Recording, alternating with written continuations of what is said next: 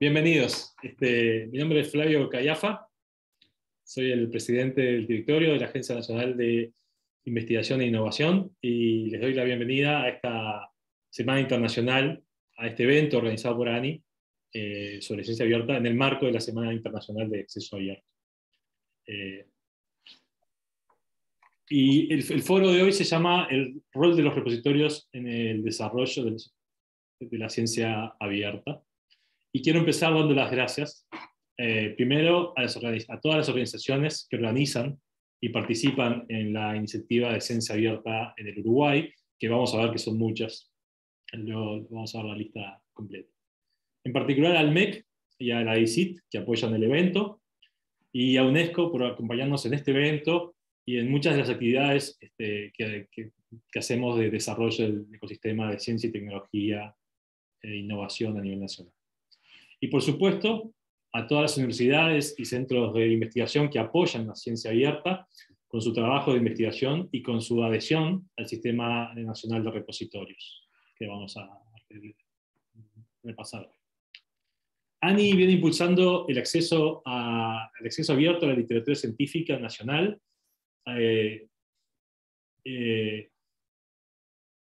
desde el 2019, si no me equivoco. Y siguiendo atentamente la discusión nacional e internacional sobre la evolución de los componentes de la ciencia abierta. El año pasado y han sido años de intenso trabajo para sumar a todas las organizaciones del ecosistema de ciencia, tecnología e innovación a los repositorios de ciencia abierta que gestiona ANI. Y eso lo vamos a ver, que gestiona ANI, en el que participan todas las organizaciones de investigación del país. En esta edición, la persona que va a moderar el evento será Silvana Rabía. Silvana es química farmacéutica, con una maestría en Ciencias Químicas de la Universidad de la República. Se ha especializado en diseño y evaluación de políticas en ciencia, tecnología e innovación, y trabajó en la Secretaría Nacional de Ciencia y Tecnología en Presidencia, luego en el GACH, y actualmente en la Dirección Nacional de Innovación, Ciencia y Tecnología del MEC. Además, Silvana integra el CONICYT y el Consejo Directivo del Instituto de Investigaciones Biológicas Clemente Estable, en representación del MEC. Sin más presentaciones, los dejo con Silvana. Muchas gracias, Flavio. Bueno, bienvenidos, bienvenidas, buenas tardes a todos. Como bien decía Flavio, estamos dando inicio a este foro sobre el desarrollo y la relevancia de los repositorios en el desarrollo de la ciencia abierta. Este foro se enmarca, como también comentaba Flavio, en la Semana Internacional del Acceso Abierto. Por eso la Agencia Nacional de Innovación e Investigación, con el apoyo de la Dirección Nacional de Innovación, Ciencia y Tecnología, estamos organizando y convocando este tema tan importante para todos quienes formamos parte de la comunidad científica, de las políticas públicas, de la gestión en ciencia, tecnología e innovación. También agradecer a todas las instituciones públicas y privadas que están apoyando y convocando a esta actividad. Por último, también agradecer a los panelistas que nos van a estar acompañando en el día de hoy, Guillermo Anjou por UNESCO, Juan Maldini por la agencia, por la ANI, y Pablo Dans en representación de los investigadores. Les voy a comentar cuál es el esquema para el día de hoy. La idea es comenzar con la presentación de Guillermo Anjou y luego con Juan Maldini, y posteriormente vamos a tener los comentarios de Pablo Dans. Los invitamos a todas las preguntas, comentarios, observaciones, sugerencias que quieran hacer, puedan compartirlas en el chat para luego, en el último espacio, dar lugar a leer esos comentarios, esas preguntas, y que nuestros panelistas las estén respondiendo. También comentarles que hacia el final de las jornadas les voy a estar comentando rápidamente algunas novedades que la Dirección Nacional de Innovación, Ciencia y Tecnología tiene en lo que es ciencia abierta, con el reciente desarrollo de un documento como política pública, y comentarles cuáles han sido los antecedentes y qué pretende este documento que se ha desarrollado en conjunto con referentes y expertos nacionales. Así que sin más, vamos a comenzar con el panel de presentaciones. En primer lugar, nos va a estar acompañando Guillermo Anjou. Guillermo es licenciado en Economía de la Universidad de Buenos Aires y magíster en Ciencia, Tecnología y Sociedad por la Universidad Nacional de Quilmes, de Argentina.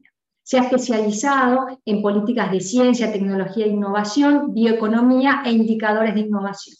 En la actualidad, Guillermo es especialista a cargo del Programa de Políticas de Ciencia, Tecnología e Innovación en la Oficina Regional de la UNESCO para América Latina y el Caribe, donde es responsable de actividades regionales de ciencia, asesoramiento en políticas de CTI, educación en STEM, comunicación de la ciencia, género y STEM, información de CTI, promoción de ciencias básicas e ingeniería, relación, sociedad, ciencia y política, y en los temas de ciencia y diplomacia. Guillermo, muchas gracias. Todo tuyo esta exposición. Gracias, Silvana. Pensé que estaban hablando de otra persona por un momento, pero bueno, acá me hago cargo de lo que me toca, y también espero que estoy haciendo la apuesta de que el público se renueva, porque probablemente hace ya casi desde el principio de año que me repito en este tipo de presentación y yo mismo me aburro, así que también voy a hacer una pequeña autoapuesta de intentar transitar el sendero desde un lugar lejano a llegar a por qué el rol de los repositorios es tan relevante en la ciencia abierta. Entonces voy a intentar ese desafío de traer desde la revolución industrial acá por qué es hoy importante estar trabajando sobre los repositorios. Y para eso, digamos que dividí lo que va a ser mi presentación en tres partes. Una primera parte un poco más asociada a una reflexión general de los desafíos globales y el rol de la Agenda 2030, que da pie a pensar la importancia de la política científica, tecnológica y de innovación. Lo segundo, un poco qué implica pensar en políticas de ciencia, tecnología e innovación hoy, para terminar en la recomendación de ciencia abierta de la UNESCO, que es un poco por eso que UNESCO termina avanzando en esa recomendación, que es lo que da pie a, en particular, la relevancia de los repositorios. Te pido, Silvana, que me interrumpas y me avises, además, porque ahora voy a compartir pantalla. Bien.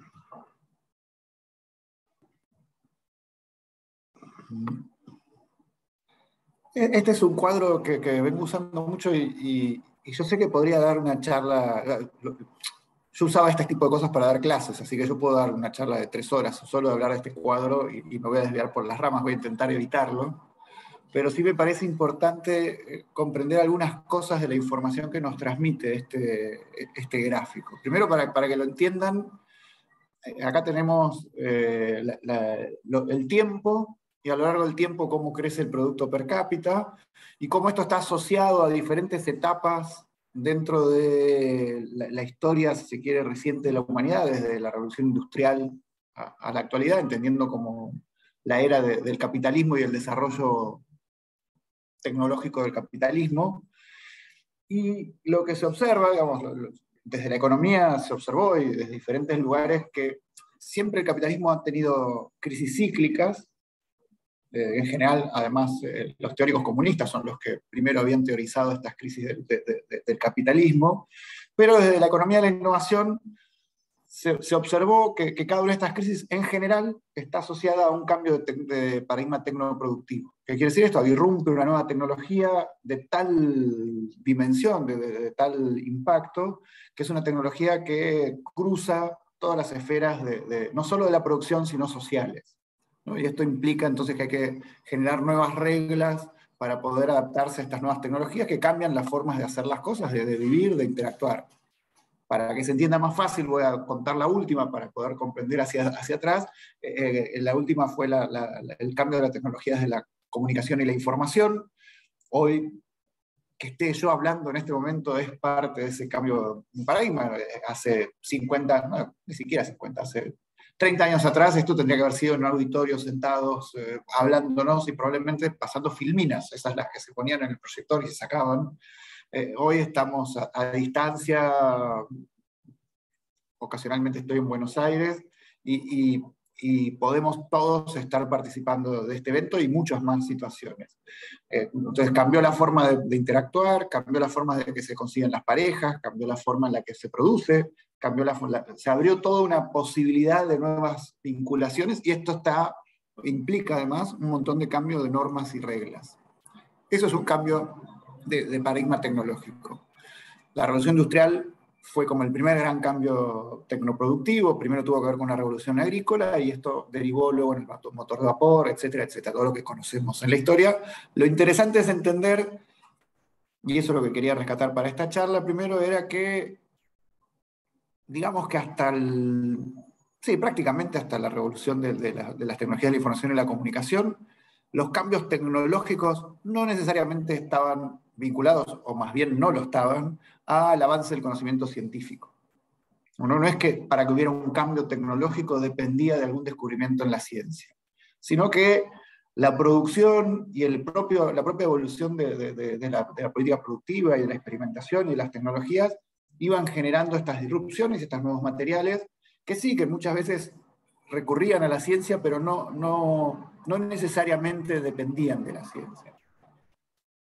A medida que fue avanzando el tiempo, la complejidad de las tecnologías fue increciendo y cada vez más fue demandante de un conocimiento de base científica, y por lo tanto hoy sí resulta bastante difícil imaginar los saltos tecnológicos que estamos experimentando, porque estamos en una transición de cambio tecnológico paradigma, y por eso probablemente atravesando una crisis del capitalismo y todo lo que estamos viendo a nuestro alrededor, que nos hace difícil, nos hace conscientes de que hay un gran cambio, difícil de entenderlo.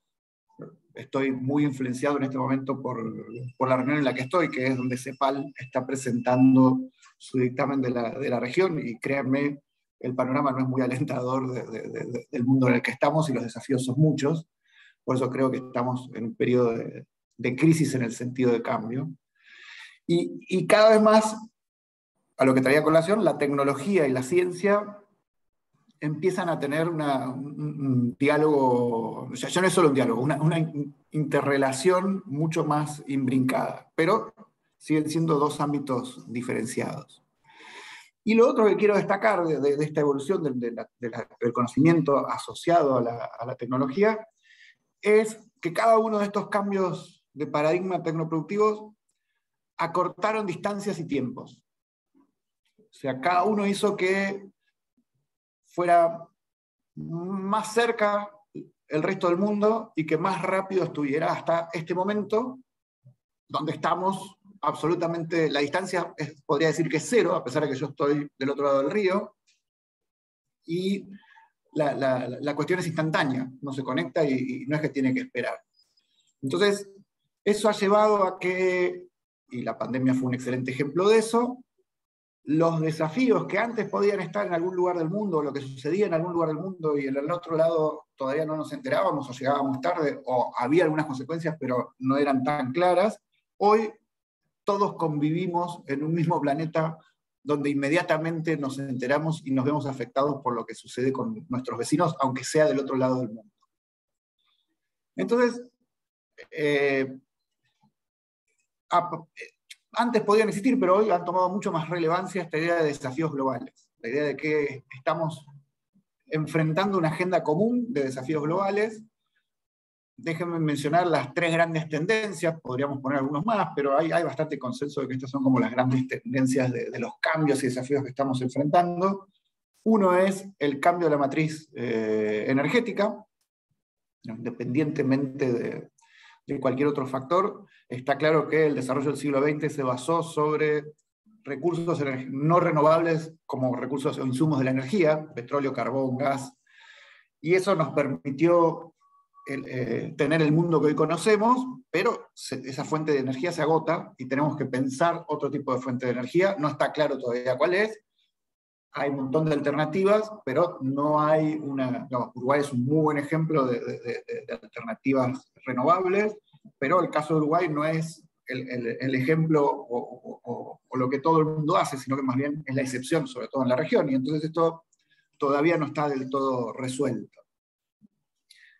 Quizás debería haber empezado por ahí. El otro gran cambio y gran tendencia que implica un escenario desconocido y distinto es el crecimiento de la población.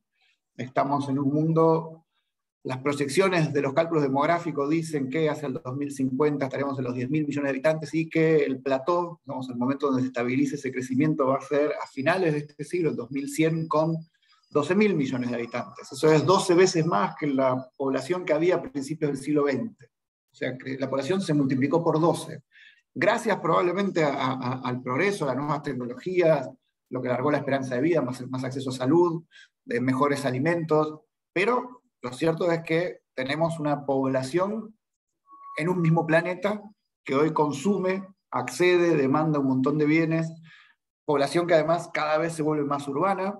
2007 fue el primer año donde hubo más población urbana que rural, y esto cambia las formas de consumo, y es otro escenario novedoso, pero como con múltiples desafíos.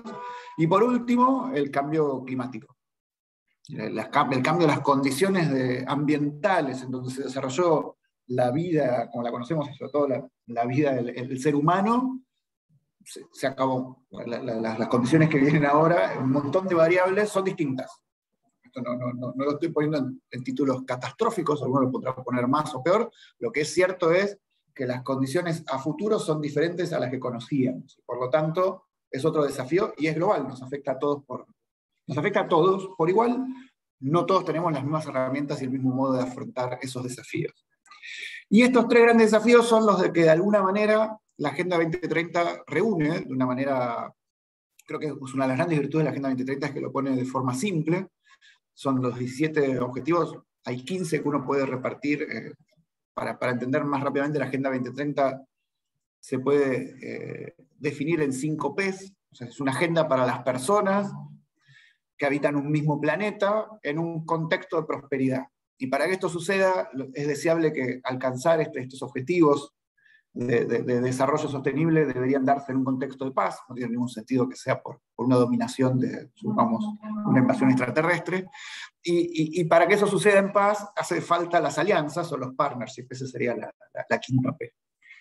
La agenda se descompone en un montón de metas, y si hay un trabajo que se hizo en el 2015, cuando se empezaba a presentar la agenda, para mostrar que en realidad, y esto podría complejizarse mucho más, la relación entre las metas de los ODS tienen vinculaciones. O sea, uno no puede tomar la agenda como decir, bueno, yo me porté muy bien y Uruguay cumple el objetivo 1, 4, 7, y Argentina cumple el 8, el 9 y el 10. No, es que si no se aborda de manera sistémica, como un conjunto, como una agenda, no tiene ningún sentido. Siempre pongo el mismo ejemplo, pero supongamos que avanzamos en la resolución de hambre cero a través de la deforestación del Amazonas o a través de la sobreexplotación de los océanos. Entonces, bueno, ahí es donde empezamos a ver que hay tensiones entre el cumplimiento de los objetivos, y ahí es donde yo entiendo, entra fuertemente la necesidad de conocimiento científico que permita generar nuevas tecnologías que den a estas respuestas y nos lleven de la mano a innovaciones. Entonces, por lo tanto, ¿cómo resolver esto? Si no lo encaramos de manera sistémica, con políticas coordinadas de ciencia, tecnología e innovación, es difícil imaginar la posibilidad de abordar una agenda que es compleja y que tiene interrelaciones sistémicas. ¿Cómo vengo de tiempo, Silvana? Bien, 8 minutos te quedan, Guillermo. 8, bien, bueno. Entonces, acá es donde también quiero hacer un alto para entender, necesitamos políticas de ciencia y tecnología para poder atender este desafío de esta complejidad de la Agenda 2030, que pone en plano la situación en la que estamos transitando hacia un mundo global, en el sentido ahora no global del capitalismo de la energía, sino global en que todos experimentamos y sufrimos los mismos problemas, y por lo tanto tenemos que encararlos en conjunto. A su vez, estos desafíos de ciencia, la ciencia cada vez es una ciencia de mayor magnitud, digamos, en cuanto a complejidad, en cuanto a inversión, en cuanto a necesidad de abordaje. Es muy difícil imaginar que las nuevas tecnologías basadas en estos nuevos conocimientos científicos puedan ser encarados de manera aislada por los países. Incluso hasta para América Latina como región puede ser un desafío enorme poder encarar todo este conjunto, pero sin duda que la América Latina debería empezar analizándolo de forma aglutinada. Dicho todo esto en conjunto, ahora quiero hacer una distinción y este es el slide que estamos viendo, si bien solemos usar como sinónimos o hablarlo toda una gran familia y todo el tiempo mencionamos ciencia, tecnología e innovación como si fuera lo mismo o un gran sistema, en realidad son tres mundos que deben articularse, alinearse, uno los debe pensar de manera conjunta, pero son tres ámbitos distintos. La política científica responde a generar ciertas cuestiones y ciertos resultados donde su principal interlocutor es la comunidad científica en el sentido más amplio, y por lo tanto hay un tipo de objetivos cuantificables que no son iguales a cuando hablo de una tecnología, donde lo que yo tengo es otro tipo de ámbito de acción, otro tipo de agentes con los que interactúo, y por lo tanto otro tipo de incentivos. Y mucho más aún, y mucho más complicado todavía, hacer una política de innovación, donde yo ya ahí no debo interactuar con alguna comunidad determinada identificada, sino que debo generar incentivos de cambio de conductas. Entonces, todo esto me genera diferentes situaciones. Lo voy a dejar para después, en todo caso, si hubiera alguna pregunta en este sentido, con algún ejemplo de entender qué pasó en la pandemia para poder explicar cada una de ellas, y así puedo entrar en ciencia abierta. Bien, dicho todo este escenario, y me voy a parar ahora de vuelta en la parte de ciencia, no en tecnología o innovación. UNESCO en el 2019 lanzó la convocatoria a armar, preparar, elaborar una recomendación sobre ciencia abierta. Este fue un periodo de 2 años de consulta y de interacción con todos los países, que derivó en que en noviembre del año pasado, en 2001, en la Conferencia General de la UNESCO, los 193 países aprobaron unánimemente este documento, que es el documento de las recomendaciones de ciencia abierta. Está online, está disponible, donde por primera vez hay una definición. Cuando somos muchos los que opinamos, todos tenemos nuestras diferencias, pero es la primera definición consensuada globalmente por todo el mundo de qué es la ciencia abierta, y a partir de esa definición, un conjunto de recomendaciones de acciones para llevar adelante por parte de los países. Una recomendación, Naciones Unidas suele tener 3 tipos de grandes como instancias legales. Hay una que es la declaración. La declaración es simplemente llamar la atención sobre algo. Una declaración sobre ciencia abierta hubiera sido: la ciencia abierta es importante. Y en la otra punta sería un acuerdo que los países firman, entonces es un compromiso. Ahí sí los países se comprometen a cumplir. La recomendación es intermedia, es una señal que no compromete a los países a llevarla adelante, pero sí permite a que podamos evaluar si los países avanzan o no avanzan en la recomendación. Y entonces establece estándares para poder ir midiendo lo que los países vienen realizando en función de esta materia. Entonces, no es un compromiso, pero que me comparen con el vecino siempre me genera ir viendo si me aplico la conducta o no, y por eso es un proceso. Uno puede decir que las recomendaciones son documentos vivos, porque tienen que ir a su vez revisándose y adaptándose y mejorando en función del recorrido. La comunidad científica en general, ¿de dónde viene la ciencia abierta? Acá viene la otra reflexión que me parece importante. Más allá tiene como 2 grandes aspectos, diría yo. Hay uno que es un aspecto filosófico y de valores, que podemos encontrarnos con comunidades mucho más abiertas a esta idea. De hecho, la Declaración Universal de los Derechos Humanos, cuando hace más de 70 años planteaba que todos tenemos derecho a ejercer la ciencia y de beneficiarnos por igual del progreso de la ciencia, era una posición de ir hacia una ciencia abierta. Y era puesto como un valor. Pero todo eso yo entiendo, y por eso lo voy a unir con lo primero que venía diciendo, el cambio tecnológico que implicó las tecnologías de la información y la comunicación abrió una caja de Pandora a decir que eso que era una discusión de valores, hoy es una posibilidad fáctica tecnológica, de muy fácil acceso. Y toda esta discusión empezó justamente por ese lugar, el acceso abierto, la idea de cómo hago para acceder a los papers. Si yo los publico, y antes era difícil, porque tenía que comprar, llegar al material impreso, al librito, al papel, a la publicación, ahora resulta que lo puedo tener en un clic. No necesito eso. Entonces, ¿por qué tengo que pagar para eso? ¿Por qué tengo que ir a un lugar que alguien me lo dicte? ¿Cómo hago para...? ¿Qué implica todo esto? Y todo esto empieza a implicar un montón de discusiones. Y voy un paso más allá.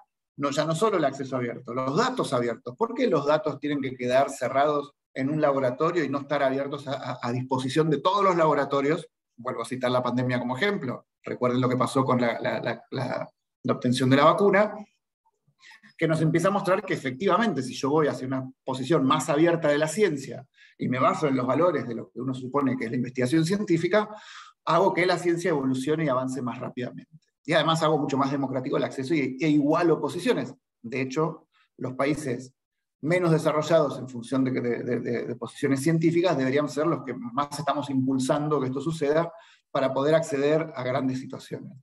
Pero esta discusión, que es esa parte verde que ven ahí arriba, que es la parte en la comunidad científica, que lleva a también acceso a recursos abiertos de educación, software abierto y hardware abierto científico, toda esa discusión, una vez que se abre la caja de Pandora, no termina, y no es solo una discusión ahora de la comunidad científica y de que la comunidad científica se abra hacia la comunidad científica, sino que la sociedad y la sociedad representada por la política le empieza a pedir a la ciencia que se abra hacia la sociedad. La primera apertura todavía es la parte esa violeta, si quieren, que es una discusión de grandes infraestructuras, ¿no? El Estado debe invertir y entrar a hacer grandes inversiones. Empecemos a discutir dónde las vamos a hacer y cómo hacemos para que sean usadas y rindan mucho más. Entonces, a veces quizás no es que tengo que construir 15 satélites o 15 observatorios astronómicos, sino que uno alcanza, pero entonces tenemos que ponernos todos de acuerdo en cómo lo utilizamos. Esto sigue, y entonces ahora sigo hacia la parte de la interacción con la sociedad, que sería la parte baja naranja. ¿Cómo hago para dialogar con la sociedad? En el sentido no solo de la ciencia ciudadana, en donde utilizo y involucro a la ciudadanía en mi proyecto de investigación, en el sentido de convertirlos en actores de la investigación, sino que además abro la agenda de investigación a las demandas de la sociedad, es ida y vuelta, y genero una mayor comunicación, y tengo que estar atento a las fake news, entonces tengo que generar todo un diálogo distinto en la relación con la sociedad, y eso resignifica el rol de la ciencia también, que nos lleva al último, que es cómo hago que la ciencia dialogue con otros sistemas de conocimiento. Sistemas de conocimiento tradicionales, sistemas de conocimiento tecnológicos establecidos en lugares fabriles, sistemas de conocimiento de ciencias que no son la ortodoxia de por sí, y a veces no se da todo el espacio. Bueno, todo esto abre a un montón de decisiones que, a ver, déjenme ver, sí, ahora voy cerrando ya por acá, Silvana, creo que voy en tiempo, ¿no? Me queda 2 minutos, 1 minuto, ¿no? 2 minutos. ¿Cuántos? 2 minutos, 2 minutos. Bueno, pero yo había dicho que el desafío era que de toda esta vuelta volver al rol de los repositorios. Les estoy diciendo que toda esta rueda nace en la discusión sobre el conocimiento científico y la posibilidad técnica, tecnológica, y nace justamente a partir de empezar a discutir la posibilidad de el acceso abierto y los datos abiertos, que solo serán factibles a partir de que podamos tener repositorios que puedan facilitar, dialogar, tener compatibilidad de protocolos, poder encontrar una relación no asimétrica de diálogo con otros socios que armen una gran red de conocimiento. Entonces, la piedra fundamental para poder responder a aquellos desafíos que yo decía más allá y generar nuevo conocimiento y nueva ciencia que nos permita comprender y dar una respuesta rápida, tenemos que empezar a abrir la ciencia, y la ciencia se empieza a abrir justamente por ese lugar y ese espacio. Nada más, acá algunos desafíos, entender que esto implica cambiar la cultura científica convencional, incluso ahí los sistemas de evaluación, que implica generar nuevas capacidades humanas e institucionales, porque hace falta invertir en otros lugares y en repositorios de datos en cierta institucionalidad diferente a la que teníamos, repensar lo que es un laboratorio, por ejemplo, generar infraestructuras adecuadas y tener conectividades que respondan. Como dije hace un ratito, alinear los incentivos de evaluación a esta nueva lógica, y al mismo tiempo estar atento a las posibles consecuencias negativas que trae esta práctica, porque no es que es todo panacea, digamos, esta misma situación puede generar otro tipo de inequidades, otro tipo de complicaciones, riesgos en el abrir cierta información que no había que abrir. El lema siempre es abrir todo lo que se pueda y cerrar todo lo necesario, digamos, ¿no? Los datos y la información. Cierro simplemente dejándoles aquí el enlace a la página que tiene la UNESCO, donde pueden tener un montón de material, hay grupos de trabajo que se han conformado, estamos haciendo un relevamiento de buenas prácticas en ciencia abierta. Si ustedes conocen, tienen o consideran que lo que hacen es una buena práctica, los invito a que lo vuelquen. De la misma manera, estamos también relevando cursos que haya sobre ciencia abierta. Si ustedes están dando, conocen, quieren sumar, también los invitamos. Y hay grupos de trabajo que se están reuniendo periódicamente, los cuales son abiertos, y que sería muy bueno tener voces de América Latina en esos grupos para que se sumen. Muchísimas gracias, Silvana, y a la Ani por la invitación. Muchas gracias, Guillermo, muchas gracias por esta exposición en donde claramente introducís el tema, en donde un contexto mundial nos convoca a resolver esos desafíos globales y en donde pareciera que la ciencia abierta, a través de sus múltiples ejes de trabajo, pareciera ser el camino. Así que muchas gracias por tu exposición. Capaz que, si querés, si tenés el link donde cada uno podemos cargar sobre cursos, sobre buenas prácticas, capaz que en el chat las personas, los asistentes pueden abrirlo, y si conocen iniciativas o capacitaciones, capaz que también ya aprovechar esta instancia para poder... Lo que hago es, ahora busco los enlaces y los pongo en el chat para que los compartan. Y para también poder ya quedar los links ahí y poder, dentro de un ratito, poder cargar esa información. Muchas gracias, Guillermo. Reitero nuevamente que cualquier consulta que tengan para Guillermo, ya escribirla en el chat, más allá que el espacio de preguntas va a ser al finalizar, para no olvidarnos, los comentarios o las consultas que ya tenemos, la dejan registrada en el chat y después las leemos en la última etapa del foro. Ahora pasando a nuestra segunda exposición, que estará a cargo de Juan Maldini. Juan es licenciado en Bibliotecología y es maestrando en Información y Comunicación por la Universidad de la República. Actualmente Juan es gerente de servicios digitales en la ANI y coordinador del Sistema Nacional de Repositorios Digitales Abiertos en Ciencia y Tecnología. También Juan integra el Grupo de Estudios Métricos de la Información de la Facultad de Información y Comunicación de la Universidad de la República. Muchas gracias, Juan, y adelante. Muchas gracias, Silvana, y a todos por estar acá. Un segundito que pongo la presentación. Bueno, para mí uno de los grandes beneficios y virtudes que tiene la recomendación de UNESCO que presentó Guillermo es darle un nuevo impulso a algunos movimientos surgidos hace bastante tiempo, en este caso en el seno de la comunidad científica, como es el movimiento de acceso abierto, en principio a la literatura, pero como que decía Guillermo, que se fue ampliando. ¿Qué propone este movimiento? Esto es una síntesis de una de las declaraciones fundacionales, que la literatura científica que los investigadores producen sin expectativa de pago, a diferencia de otros productos culturales o productos del intelecto humano, digamos, debería estar disponible en Internet sin barreras económicas, legales o técnicas, para que cualquiera la use, la descargue y la reproduzca, con la condición de respetar los derechos de los autores a ser reconocidos y citados. En países como los de América Latina, donde la gran mayoría de la inversión pública en ciencia la mayoría de la inversión en ciencia es pública, esto además tiene un tema de transparencia muy fuerte atrás. Bueno, el movimiento surge en respuesta a los altos costos de acceso a publicaciones científicas en un mercado que se fue concentrando cada vez más en unas pocas editoriales, donde los incrementos anuales de los costos de suscripción o de compra de artículos son altos, y además donde está esta contradicción de que las instituciones, las universidades, los institutos de investigación, son quienes invierten para generar el conocimiento, pero después tienen que invertir otra vez para poder acceder a ese conocimiento generado, en donde, como decíamos, los investigadores producen y evalúan sin pago en la mayoría de los casos. La primera idea que quiero enfatizar es que acceso abierto no es pagar por publicar, no son sinónimos. El movimiento originalmente propone dos vías alternativas a la ruta paga, es decir, la ruta de acceso por suscripción o compra de artículos.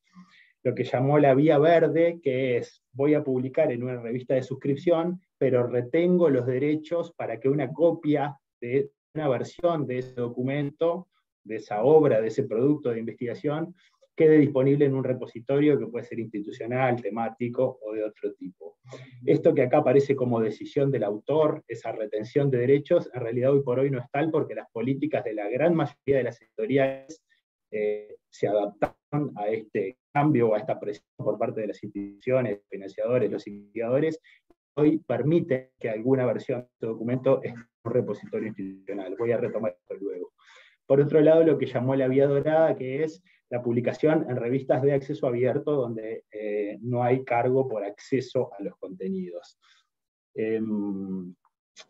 ¿Qué pasó con esta vía, que fue la que es, creo, la que más se ha desarrollado, con consecuencias negativas, como planteaba Guillermo? Rápidamente las grandes editoriales científicas vieron un excelente modelo de negocios ahí, y hoy están cobrando grandes sumas por publicar, ya sea en revistas 100% de acceso abierto, o en revistas híbridas, donde tengo la opción de que mi artículo quede en acceso abierto si pago esos costos. Ante esta situación, y para diferenciarse, muchos editores que incluso antes del surgimiento del movimiento de acceso abierto venían trabajando sin costo de acceso ni costos de publicación, adoptaron la denominación de vía diamante. Este modelo existe en algunas áreas o disciplinas, está más presente que en otros, y en América Latina la enorme mayoría de las revistas siguen este modelo. No cobran por publicar, no cobran por acceso, y los costos de edición los asumen las propias instituciones de investigación, las sociedades científicas, etc. Ante este avance de los costos de APC o de los costos de publicación, y ante la situación de que no parece haber bajado, no parece que esa vía de recaudación haya bajado los costos de suscripción, los países del norte están mirando con atención este modelo tan común en América Latina, y por ejemplo ahora hay en Europa un plan para la adopción del acceso abierto diamante. Por último, y muy brevemente, a efectos del análisis de la disponibilidad de la literatura en acceso abierto, surge otra nomenclatura que es bronce, para artículos publicados en revistas de acceso pago, pero que están, o sea, en revistas comerciales, pero que están en acceso gratuito.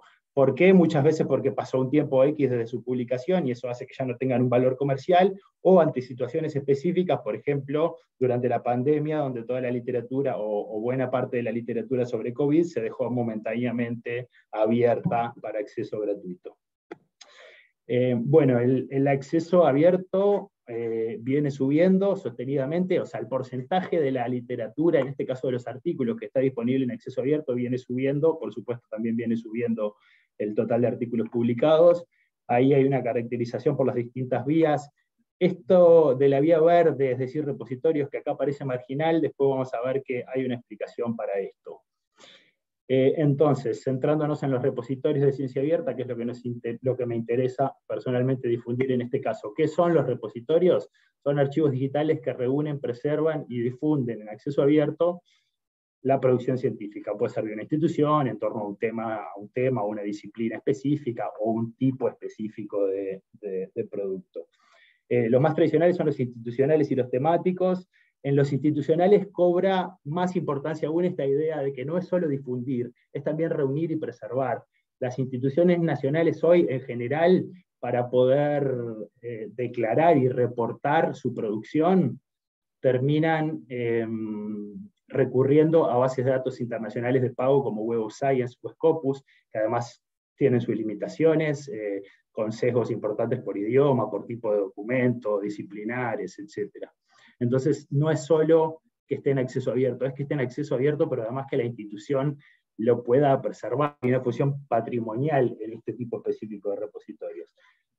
Ahí puse un montón, seguramente algunos los conozcan, los repositorios temáticos o disciplinares, los de preprints que se han popularizado mucho en los últimos años, donde la idea es circular rápidamente al interior de una comunidad específica los artículos previos a ser sometidos a una revista para recibir feedback rápido y después pasar por el proceso formal de revisión por pares de una revista. Y por último, los repositorios de datos, que como mencionaba Guillermo, cada vez están captando más atención por su potencial para reproducir métodos, para validar resultados o para atacar otras preguntas o problemas de investigación.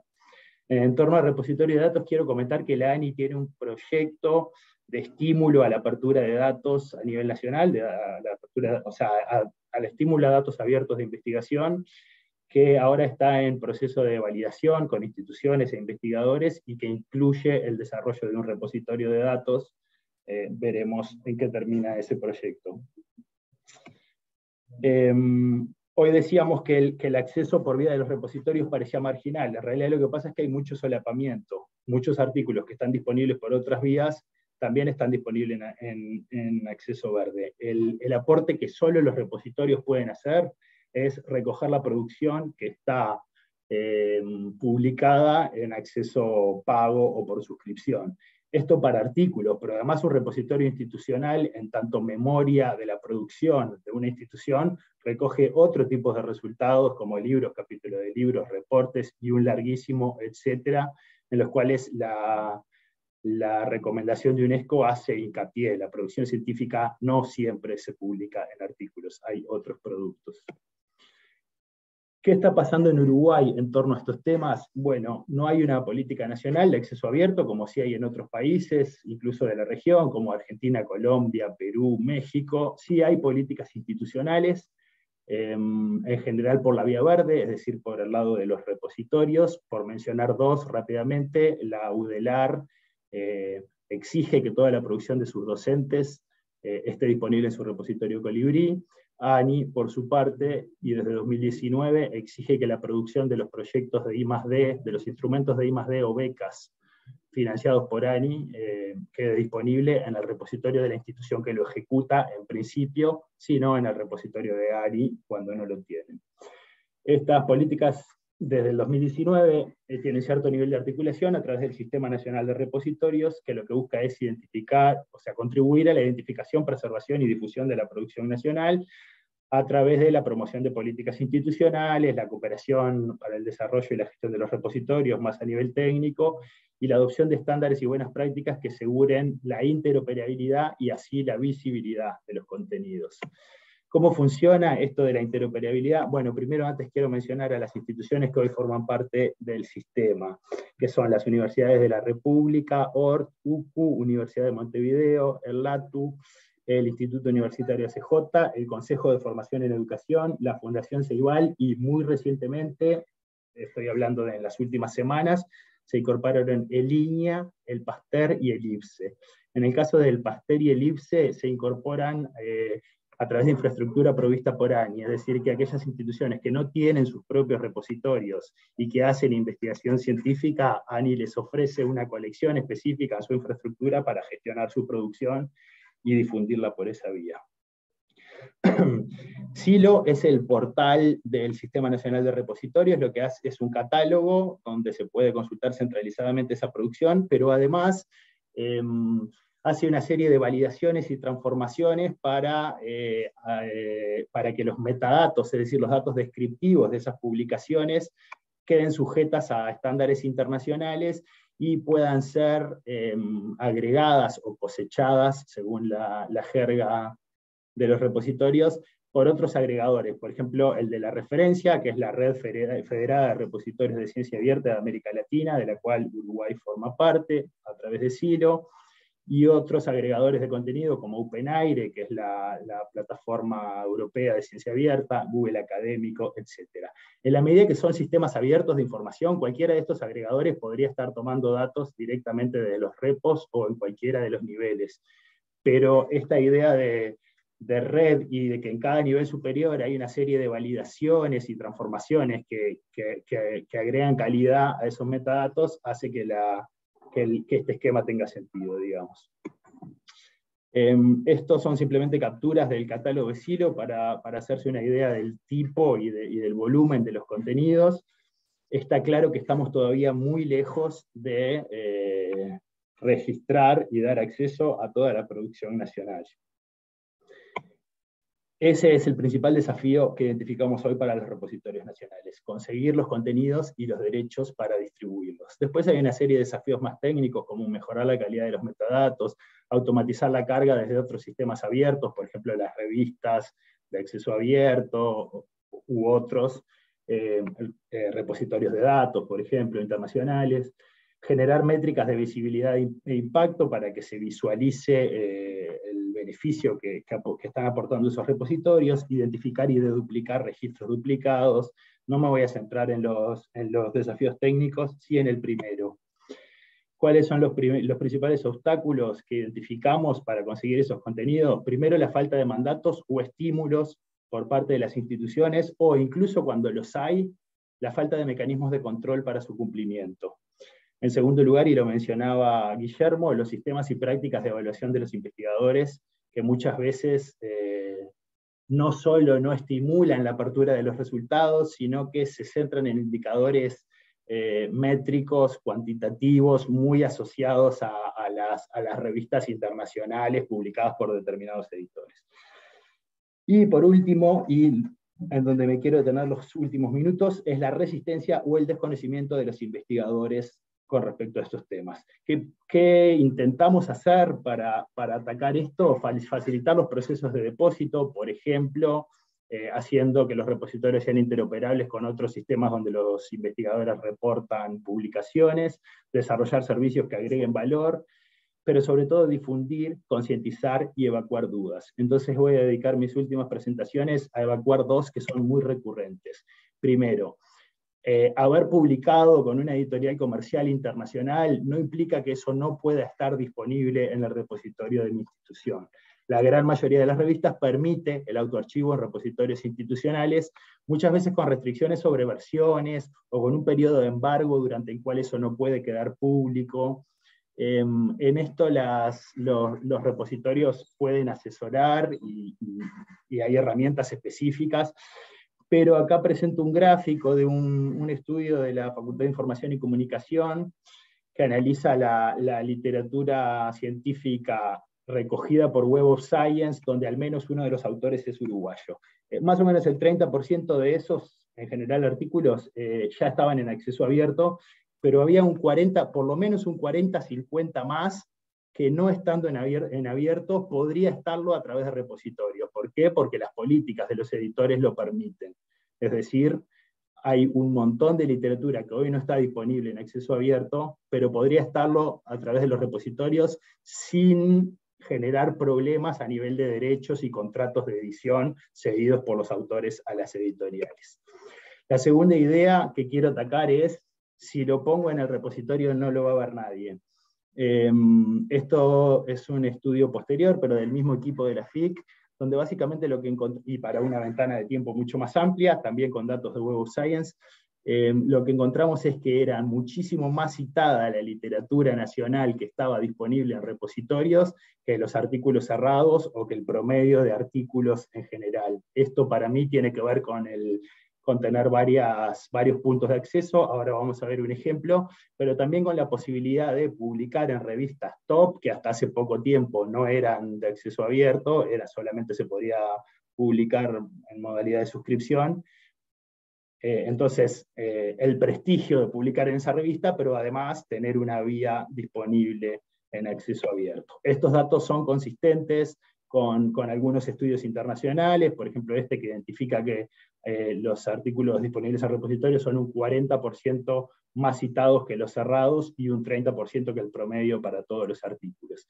Y quiero terminar con un ejemplo muy concreto. Este es un artículo de un equipo del IPSE, del Instituto de Investigaciones Biológicas Clemente Estable, sobre la cafeína y como corte de la pasta base de cocaína. O sea que, además de tener un interés dentro de la academia, tiene un claro interés para el diseño de políticas de drogas, tratamientos, etc. Me imagino, ¿no? Sin saber nada del tema.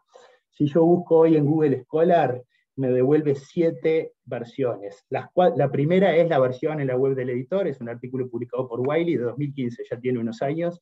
Las siguientes 3 versiones apuntan todas al repositorio Ready, el repositorio de ANI, donde este artículo está en su versión aceptada, es decir, posterior a la revisión por pares, porque fue beneficiario de un fondo que no sé si era Clemente Estable o María Viñas. Esto es visibilidad. En Google normal, digamos, Google no académico, los primeros 3 resultados, dentro de los primeros 3 resultados, los 2 primeros son cerrados y llevan a la web del editor, y el tercero es el repositorio Ready donde está esta versión aceptada. Es decir, este artículo Si no tenemos acceso pago a la revista, solamente lo accedemos porque está en un repositorio nacional, no está disponible en otras fuentes de acceso abierto.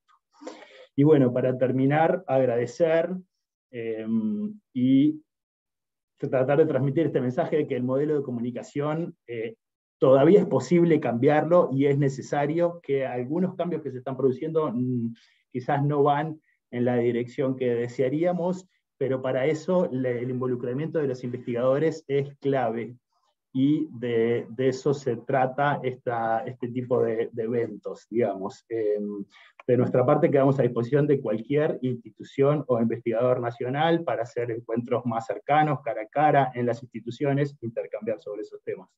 Gracias, y a las órdenes para las preguntas. Muchas gracias, Juan. Tiempo récord, reloj suizo. No, yo solamente reforzar, y es el afán de Juan, no sé si se me escucha, creo que estoy teniendo problemas de internet, pero siéntanse libres de escribirle a Juan, porque doy fe de siempre está buscando poder llegar, poder sensibilizar, poder capacitar, poder demostrar las bondades que tiene y la necesidad que existe de poder abrir el conocimiento científico. Entonces, solo reforzar lo que acaba de decir Juan, de que está a disposición. Sé que, y doy fe que es así porque lo he visto cómo trabaja y siempre está buscando poder acercarse a las instituciones de investigación para poder mostrar las posibilidades de subir al repositorio de ANI si la institución no cuenta con infraestructura propia. Entonces, nada, los invito a que le escriban porque sé que Juan va a responder enseguida. Ahora pasar a la exposición, en realidad los comentarios de Pablo Sanz. Pablo es licenciado en Bioquímica y doctor en Química por la Universidad de la República. Es profesor agregado con dedicación total en el grupo de Biofísica Computacional del CENUR Norte de la Universidad de la República. También es investigador asociado en el Instituto Pasteur de Montevideo y en el Instituto de Investigación en Biomedicina de Barcelona.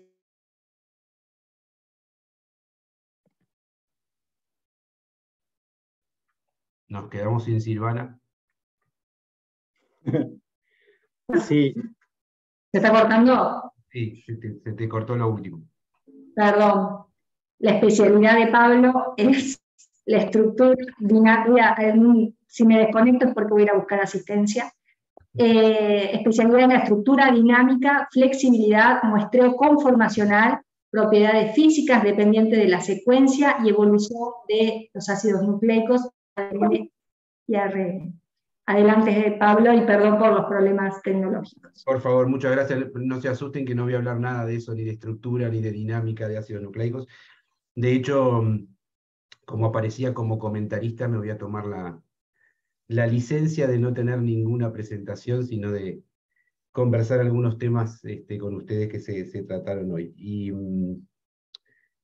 quizás quiero empezar, bueno, por supuesto, agradecer poder estar acá y hablar un poco del lado de los investigadores, y quiero decir que acá, bueno, me halaga que digan que soy un representante, y acá, bueno, sí, de alguna manera lo que vengo a volcar son, sí, ideas que he conversado con muchos colegas, pero de alguna manera algunas opiniones personales sobre lo que es todo este proceso de publicación.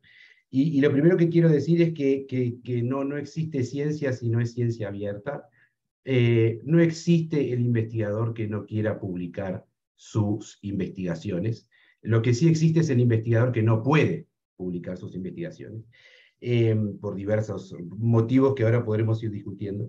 Pero está claro que no estaríamos discutiendo todo esto si no hay una cosa, un punto crucial en todo esto de las publicaciones científicas, y es el extremado peso, el peso brutal que le estamos poniendo a la publicación en lo que es el prestigio y el impacto de lo que puede ser un descubrimiento o un avance científico. Entonces, y ese es, digamos, el punto neurálgico de todo esto. Si no hubiera de alguna manera una sobreevaluación o sobreconsideración de lo que es la publicación científica, quizás no se tendrían que haber manejado tantos caminos y rutas como mostraba hoy Juan, para poder de alguna manera democratizar ese conocimiento y sacarlo de manos de las grandes editoriales que digamos, no está mal decirlo, los últimos décadas se han llenado los bolsillos con estos modelos que han ido proponiendo para, de alguna manera, publicar y hacer accesible la información científica que se va generando, y no hay que tampoco, digamos, ponernos en contra de las editoriales, porque hacen un trabajo de sistematización con la cantidad de información que se genera hoy, que sería imposible igual de procesar. Pero lo que quiero decir es que para los científicos hay un dicho en inglés que representa muy bien el sentir, que es este que dice publish or perish, es decir, publicar o morir. Sigue siendo una realidad, y entonces hablar de publicaciones científicas, de acceso a la ciencia y de bases de datos, ya sean públicas o bajo suscripción o el modelo que sea, es hablar de alguna manera entonces de la evaluación también del trabajo científico, cómo se hace y por dónde pasa. Y ahí quizás es donde a veces los repositorios nacionales o institucionales, o los repositorios como un bioarchive o de ese tipo, si se quieren, más internacionales, tienen una pata un poco débil, y que es algo que quisiera también comentarles ahora en unos minutos, y que se ha reforzado muchísimo ese problema con el tema de la pandemia. Pero un poco para dibujar cuál es el panorama que tiene un científico a la hora de publicar su trabajo. Básicamente estaban esas rutas que mostraba Juan Maldini, que la ruta verde, que la ruta dorada, que la opción bronce. Bueno, todas esas realidades hoy en día conviven todas al mismo tiempo, o sea que están todas las opciones.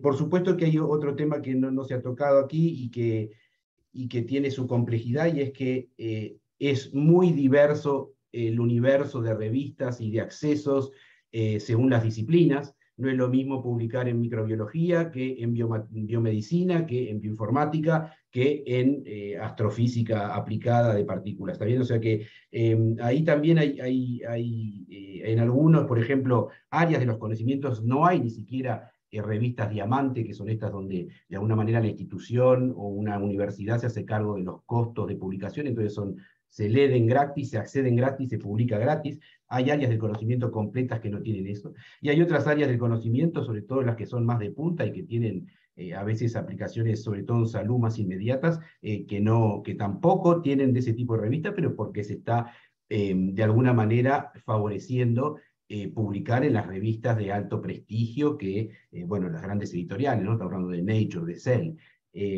donde, bueno, a partir de un empuje muy importante que tuvo Europa, que es el llamado Plan S, que es este plan de pasar de alguna manera aquellas investigaciones que son pagas por fondos estatales, que estén disponibles para la comunidad, por lo menos local, en el caso, por ejemplo, de Europa, de toda la comunidad europea, ¿no? Pero bueno, entonces, a través de ese empuje y de ese plan ese, lo que ha pasado es que algunas editoriales han adoptado, como decía Juan, el tema este de, bueno, tenemos la posibilidad de publicar acceso abierto, pero hay que pagar un costo. Bueno, sin ir más lejos, la semana pasada, el grupo que yo dirijo, publicamos un trabajo que fue 7 años de investigación, lo publicamos en Nature Structural and Molecular Biology. Hubiéramos querido, por supuesto, que ese trabajo estuviera bajo la ruta dorada, es decir, pagando este costo de publicación y que el artículo esté accesible para toda la comunidad libre, pero nos pidieron $11.390, para que ustedes se hagan una idea. Por lo cual, bueno, ese artículo está por suscripción, sale creo que del orden de $40 bajarse una copia. Y por supuesto que, bueno, siendo un trabajo que se hizo en conjunto con instituciones españolas, ahí están los repositorios españoles, pero bueno, está también después de un proceso editorial que llevó 18 meses, donde la información estuvo únicamente manejándose dentro de la editorial, en este caso de Nature, con todo lo que nosotros sabemos de lobbies, sobre todo cuando estamos hablando de investigación de punta, de frontera. 18 meses puede pasar en que, bueno, tu investigación se publique en otra revista, y ese es otro tema que me parece que quería comentar respecto a los repositorios abiertos. Pero entonces, para ir enfocando, yo creo que todo esto de los repositorios abiertos surgió un poco como esta medida, si se quiere, contestataria, decir, bueno, ¿cómo hacemos para de alguna manera tener soberanía sobre las cosas que se hacen en el país y se financian con fondos nacionales, y cómo hacemos para tener copias de esos trabajos acá? Pero hay un tema en esto de los repositorios que también tiene sus peligros, y que los científicos lo vivimos durante la pandemia, y en un momento muchos de nosotros nos encontramos del lado de estar defendiendo a las grandes editoriales, y voy a aclarar, y es el siguiente, y es que en esos repositorios hay más de un momento en el cual uno puede hacer depósito de su trabajo. Entonces, repositorios como bioRxiv, por ejemplo, te permiten publicar de alguna manera, depositar ahí tu trabajo científico, antes de que lo hayas submitido a ninguna revista, de las cuales se espera un proceso de evaluación por pares de ese material, y hay todo un tema de rigor sobre ese trabajo que se presenta. Hay autores que deciden hacer eso tiene sus riesgos, por ejemplo, que es que si tú lo publicas en un repositorio antes de mandarlo a una revista, hay algunas revistas que hoy en día te dicen, ah, no, tu trabajo ya está ahí, yo no lo voy a aceptar, sobre todo las de corte más altas, que son donde todos queremos publicar, porque dependemos de los fondos, nos van a evaluar por esos artículos en esas revistas de alto impacto, y los fondos que consigamos para evaluar, para hacer investigación, van a depender de esas revistas que están ahí. Y esas son las primeras en decirte, no, no queremos que esa información esté en los repositorios al principio.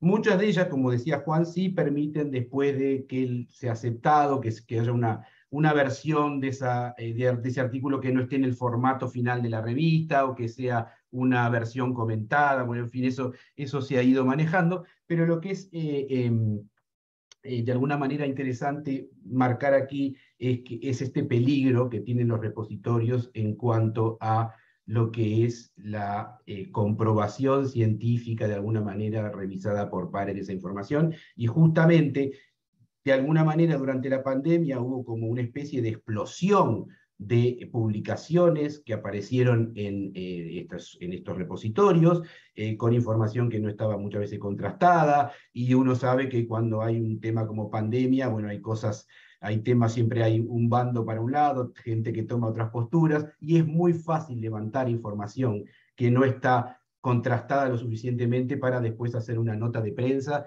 y divulgar un montón de resultados que no son tales, que no tienen las réplicas que tienen que tener, o que no son reproducibles, o que fallan en alguna lógica de los diseños experimentales.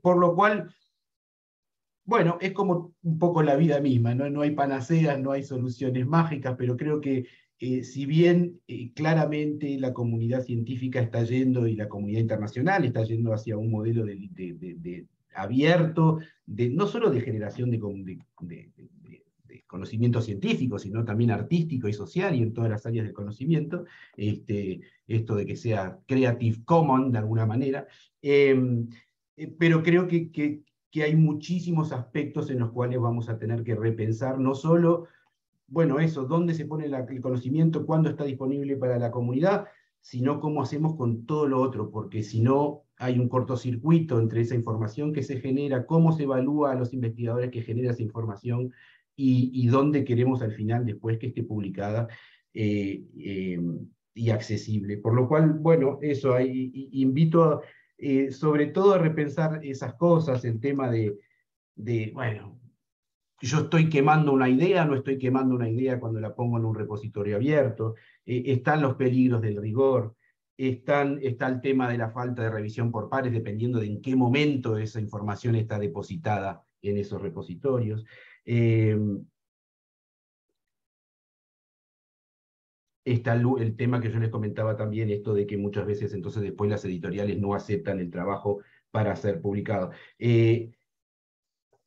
Nada, quería también comentar un poco que hay un trabajo muy, muy interesante con números que lo hizo un colega muy querido y amigo. Se publicó justamente en una revista Diamante de la Facultad de Información y Comunicaciones en junio de este año, que es de Juan Pablo Tosar, que el título es Costo de los cargos por procesamiento de artículos para Uruguay, el precio desmedido del acceso abierto. Invito a todo el mundo a revisar ese artículo y a leerlo, tiene datos muy, muy interesantes, pero justamente muestra que durante los meses de pandemia, de alguna manera, hubo como un ralentecimiento, un plató de lo que es la apuesta a lo que es la ruta verde, y creo que viene un poco por este miedo que generó los medios de comunicación muy encima de esos repositorios en plena pandemia, sacando información que a veces no estaba lo suficientemente respaldada. Hay una cosa más que quisiera comentar antes de si se quiere abrir a debate o a preguntas o como quieran, que es la siguiente, y es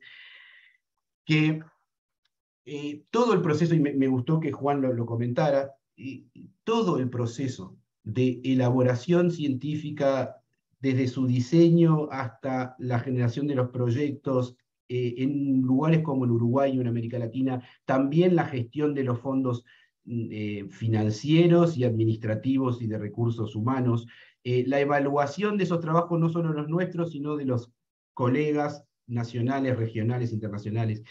Todo eso se hace de forma, si se quiere, voluntaria. No nos pagan por revisar, no nos pagan por todo eso. Entonces, todo un proceso en el cual el científico, de alguna manera, está aportando horas, si se quiere, personales a sostener todo ese proceso. Entonces, a mí, y creo que hay muchos colegas ahí entre los espectadores, a mí, digamos, con todo el corazón, el hacer científico implica una apertura especial hacia la sociedad. Pero me pone un poco de pelo de punta cuando me dicen falta el involucramiento del científico, falta... Entonces, porque es una cosa más en la cual, bueno, tenemos que estar también los científicos, y ahí retomo un poco quizás la charla de Guillermo y decir que sí, que necesitamos repensar las infraestructuras para que todo ese proceso sea apoyado de alguna manera, y también pensar muy bien el financiamiento. Ahora, por ejemplo, tenemos el portal Timbó, invirtiendo una plata importante en lo que es suscripciones a revistas internacionales. En 2024 termina el plan S, lo que implica que en principio, podrá tomar un tiempito más, pero en principio van a dejar de existir este modelo de suscripciones. Entonces hay que repensar de alguna manera, y quizás si no es el 2024 va a ser, yo creo que es un modelo que de a poco irá desapareciendo. Hay que repensar dónde van a ir esos fondos, si esos fondos van a ir a pagar, por ejemplo, los costos de publicación de nuestros científicos en las revistas que tienen costo para que sean de acceso libre. Bueno, en fin, yo creo que es una problemática que tiene múltiples aristas. Esta, por supuesto, de hacer accesible en bancos de datos nacional es fundamental, pero bueno, quería traerlo junto a la problemática más amplia a la cual nos enfrentamos los investigadores, que hoy en día, les soy sincero, en países como Uruguay nos encontramos muchas veces ante la propia autolástima de tener que pedirle a estas editoriales rebajas porque tal cosa o porque tal otra, cosa que ni siquiera se hace de forma institucional, sino que cada investigador llora la milonga cuando tiene que publicar se dan cuenta que el sistema científico no puede estar construido en base a esos elementos que son los que hoy... Bueno, en todos nosotros está ir poniendo cosas para ir cambiándolo, pero la verdad que todo el sistema de publicación y evaluación científico está de alguna manera en revisión, y es muy importante que podamos tener estos espacios para conversar junto de esta problemática, así que agradezco de nuevo la invitación y no me extiendo más. Muchas gracias, Pablo, muchas gracias por tus comentarios. Entiendo que dejas muchos puntos que los invito a Juan y a Guillermo poder retomar en breves minutos, y porque son muy interesantes y justamente, como bien dijiste, Pablo, da lugar al debate. Antes de hacerles una breve presentación, que quiero comentarles en qué está la Dirección de Ciencia en el tema de ciencia abierta, invito a los asistentes a, si tienen consultas o profundizar alguno de los aspectos que mencionó Pablo recién, anímense a hacerlo por chat, que en minutos vamos a estar leyendo las preguntas, y vamos a estar invitando a Guillermo y a Juan a que puedan, y también a Pablo, a que puedan responder esos comentarios, preguntas, que justamente es lo que buscamos, ¿no? Enriquecer este foro con el aporte de todos los involucrados. Yo, si me permiten ahora, quiero hacerles una brevísima presentación de algo que ha estado trabajando la dirección en conjunto con Juan Vanlini de la ANI y otros expertos nacionales en una propuesta, un documento con recomendaciones y desafíos que desde Uruguay visualizamos necesario encarar en los próximos años. Así que, si me permiten, voy a hacer una brevísima presentación, así dejamos después el espacio para las preguntas y los comentarios. Si tengo problemas con internet, nuevamente les pido que me avisen. Estos son 2 diapositivas que lo que pretenden es comentar, a partir de algo que dijo hoy Guillermo al inicio, que era la convocatoria que en el 2019 hace UNESCO a todos los países sobre ciencia abierta. Uruguay, en noviembre del 2019, a través de la Secretaría Nacional de Ciencia y Tecnología de Presidencia, convoca a las distintas instituciones de investigación, así como al Ministerio de Educación y Cultura, Ministerio de Relaciones Exteriores, Universidad de la República, la Academia Nacional de Ciencias, el IPS, el Instituto de Investigaciones Biológicas Clemente Estable, la TUANI, entre otras, convoca a construir un documento que recogiera los principales desafíos y los principales comentarios que Uruguay visualizaba en este inicio de este proceso de redacción por parte de UNESCO de un documento sobre recomendaciones en ciencia abierta. Luego de esto, la Dirección Nacional de Innovación de Ciencia y Tecnología, la DICIT, en el Ministerio de Educación y Cultura, retoma este tema y realiza una nueva contribución a UNESCO en este plazo que Guillermo comentaba hoy al inicio, en esta construcción de 2-3 años que tomó UNESCO para construir el documento de recomendaciones en ciencia abierta. Bueno, la DICIT convoca nuevamente a la Academia Nacional de Ciencia y Tecnología, la Academia Nacional de Ciencias de Uruguay, al Instituto de Investigaciones Biológicas Clemente Estable y al CONICIT, al Consejo Nacional de Innovación, Ciencia y Tecnología, a desarrollar un nuevo documento tomando como base lo elaborado en el 2019 para poder ser remitido a UNESCO. UNESCO, como bien también mencionó Guillermo, desarrolla publica en el año 2021, recogiendo todos los comentarios de todos los países, más las propuestas de los expertos, el documento base con recomendaciones sobre ciencia abierta. Y en ese sentido, la Dirección Nacional de Innovación, Ciencia y Tecnología, la DICIT, en este año, y a partir de un grupo ad hoc conformado por expertos nacionales y tomando como base el documento de UNESCO, desarrolla una propuesta de trabajo para ser compartida con los estados partes del Mercosur. ¿Sí? Un documento titulado Ciencia Abierta en el Mercosur, situación y recomendaciones. Ese documento, que lo pueden encontrar en la página web del Ministerio de Educación y Cultura, en la dirección, en la DICIT, en el espacio que tiene la DICIT en ese sitio web, pueden descargar el documento, los invito a que lo descarguen, a que lo lean. Fue elaborado con un conjunto de expertos nacionales, como es Claudia Koganov, Daniel Prieto, Florencia Grattarola, Juan Maldini, Natalia Gras, Patricia Díaz, y yo que en realidad aprendí de ellos, simplemente trabajando y coordinando, pero los expertos son ellos.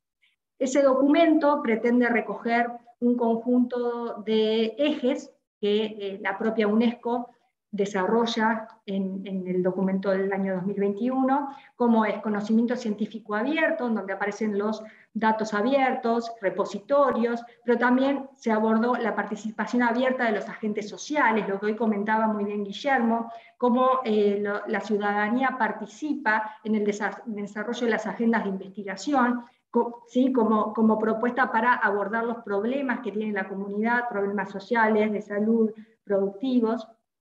También otro eje que se aborda en el documento es la evaluación responsable de la investigación, otro tema muy importante. Si queremos promover ciencia abierta, necesitamos que los sistemas de evaluación de nuestros investigadores fomenten hacia la participación en la publicación de repositorios abiertos, que los sistemas de evaluación sean compatibles con esa política pública, ¿sí? Y también lo que tiene que ver con propiedad intelectual y otras prácticas o iniciativas. Todo esto enmarcado en un documento que pretendía proponer oportunidades de cooperación en el ámbito del Mercosur, ¿sí? Uruguay en octubre tenía la presidencia pro tempore dentro del Mercosur y por lo tanto se trabajó en este grupo ad hoc para desarrollar este documento y ser presentado en la RECIT, que es la Red Especializada de Ciencia y Tecnología. Por suerte, se presentó el documento, Juan hizo una muy buena presentación en el ámbito técnico y fue muy bien recibida por parte de la RECIT, y lo incorporaron como base para iniciar un proceso de coordinación de políticas y acciones. Se concluyó en la reunión de la RECIT que Mercosur lo incorpora, se están generando en estos días un grupo de trabajo a nivel técnico, y que eso permita el desarrollo de políticas públicas a nivel de Mercosur. También se conversó en ese ámbito y se llegó a la conclusión de la posibilidad de invitar a otros países asociados, particularmente a Bolivia, Chile, Ecuador y Colombia. Y sé que, y Guillermo capaz que lo puede confirmar porque estuvo ahora en la reunión de ministros de la CELAC, sé que también el director de la DICIT, Alberto Majó, estuvo participando la semana pasada y también planteó en esa reunión poder invitar a otros países que estén interesados en trabajar en conjunto con Uruguay y los países de Mercosur en desarrollar, en continuar trabajando en este documento técnico y poder construir políticas de cooperación entre todos los países, ¿sí? Que posibiliten el intercambio de expertos, la generación de fondos que incentiven a seguir avanzando en los diferentes ejes de trabajo dentro de la ciencia abierta. Para nosotros, para quienes trabajamos en ese documento, fue muy importante que Uruguay pudiera desarrollar un trabajo que no solo haya sido tomado por Mercosur, sino también se sienten las bases para un futuro PENTI, un futuro Plan Nacional Estratégico de Ciencia y Tecnología e Innovación, y que la ciencia abierta sea uno de los temas también a incluir en ese plan nacional. Entonces, este documento también puede contribuir en el desarrollo de ese próximo PENTI. Mi presentación queda por ahí. Los invito a descargar el documento de trabajo que, como les dije, está publicado en la página web de la DICIT en el Ministerio de Educación y Cultura. Ahora la idea es abrir un espacio de preguntas. Voy a chequear si los invito a todos si abran micrófonos, todos, Guillermo, Juan, Pablo. Y invito a los asistentes, que sé que hay muchos, por suerte, del otro lado, quienes nos están escuchando, que puedan realizar comentarios. No tiene por qué ser una pregunta, pero sí, como muy bien dijo Pablo, inquietudes que muchas veces surgen de la comunidad científica, de los investigadores, de otros agentes vinculados a la temática, inquietudes que surjan y que claramente deben ser abordados cuando estamos trabajando en este tema. Así que siéntanse libres de escribir en el chat, que podemos leer. Y si no, también podemos tomar alguna de las preguntas o comentarios que decía Pablo, que muy bien preocupan o a uno lo hace pensar en, bueno, si vamos a estar desarrollando políticas públicas en todo lo que tiene que ver con ciencia abierta, bueno, las preocupaciones de los investigadores hay que contemplarlas y hay que priorizarlas para que esto pueda ser trabajado entre todos.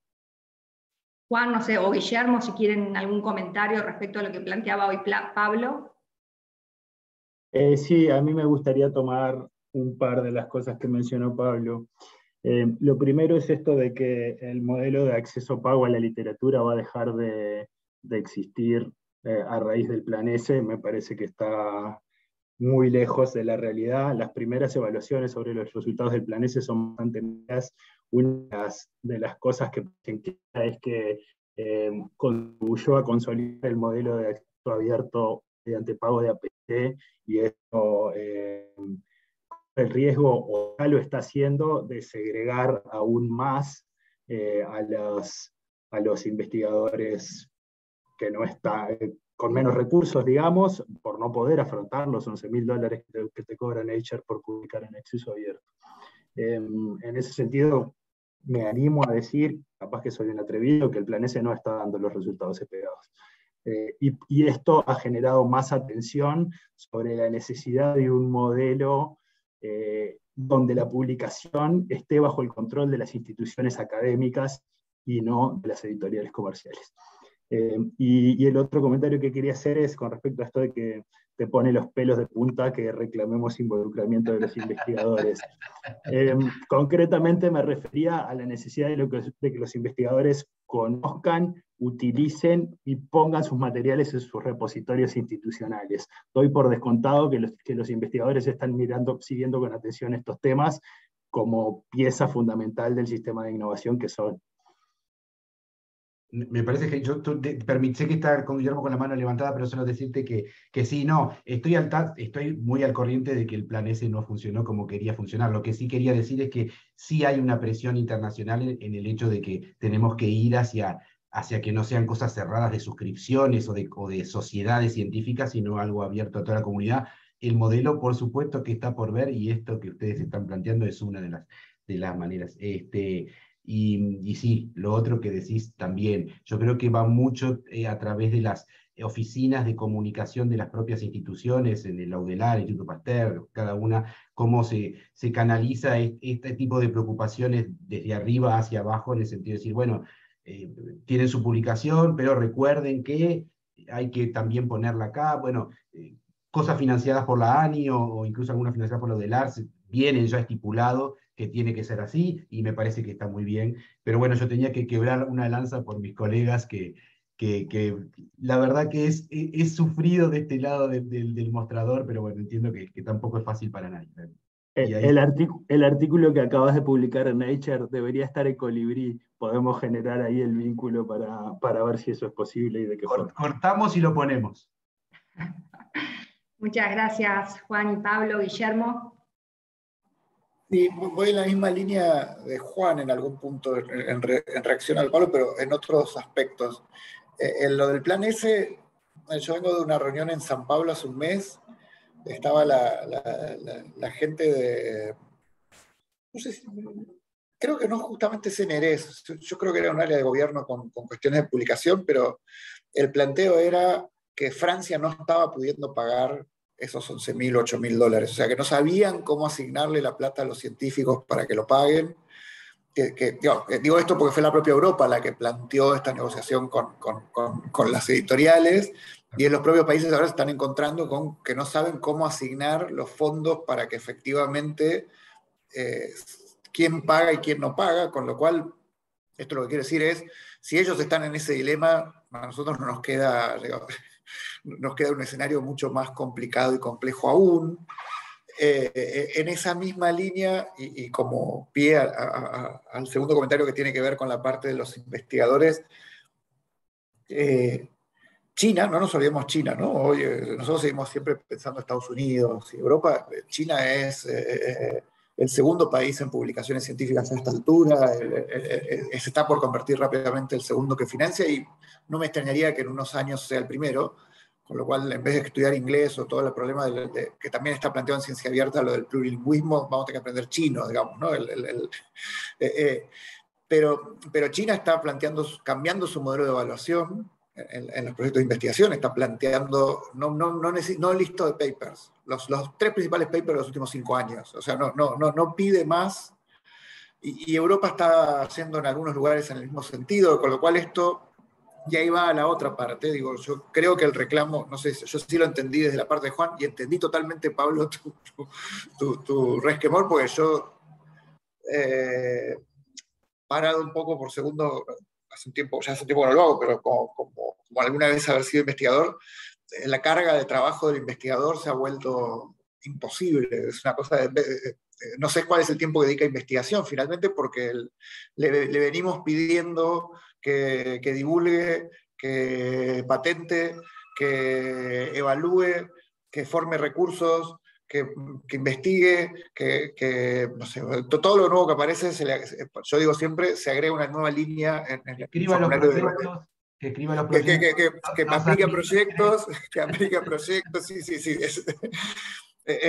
Y entonces, hay muchos científicos que han planteado, y con mucha razón, el estrés al que están sujetos. Digo, y yo creo que es cierto, pero también creo que ese es el cambio cultural que hace falta. Y ahí creo que el reclamo acá es porque también es el científico el que más se vuelve conservador y resistente si yo te planteo tenemos que cambiar el modo de evaluar, o tenemos que pensar en que no puede seguir siendo solo el paper en el top journal, o que tenemos que ir a un modelo donde evalúe no los antecedentes del investigador, sino evaluemos la propuesta y el posible impacto. No sé, o hagamos una evaluación no por investigador, sino por grupo de investigación, o veamos instituciones. Y yo creo honestamente que el kit de todo este cambio que viene, insisto, no es ya solo porque pongamos una recomendación de ciencia abierta o porque discutamos los valores de la ciencia abierta, sino que creo que tiene que ver con el cambio tecnológico, llegándole a la ciencia, es que hoy la ciencia tiene que tener otra lógica de organización, y probablemente en esa transición no está claro cuál es, y el principal protagonista es el investigador y la comunidad científica, y probablemente parte de la salida del kit esté en los sistemas de evaluación y que deberían dejar de ser individuales. Yo creo que, te agrego, otra cosa que habría que agregarle a los científicos a futuro, que sean curadores de datos, que los suban a las plataformas, que hagan interoperabilidad de la información, todo eso. Si no tenés un experto, justamente tendríamos que armar grupos donde tengamos, si está bien equilibrado, gente que sepa divulgar, gente que sepa hacer curaduría de datos, gente que sepa hacer encuesta y reglamento de datos, gente que haga buen análisis con la información, como cuando uno tiene un laboratorio y tiene quien está el responsable del microscopio, o el responsable de pipetear, bueno, son equipos de trabajo, y por eso también vos dijiste una cosa de las publicaciones, las disciplinas sociales que van en contra de los papers con muchos autores, y las disciplinas científicas más duras, que en general tienen muchos autores. Bueno, ya hay una lógica en las disciplinas duras más asociada al equipo. Bueno, entonces, ¿por qué no evaluar equipos?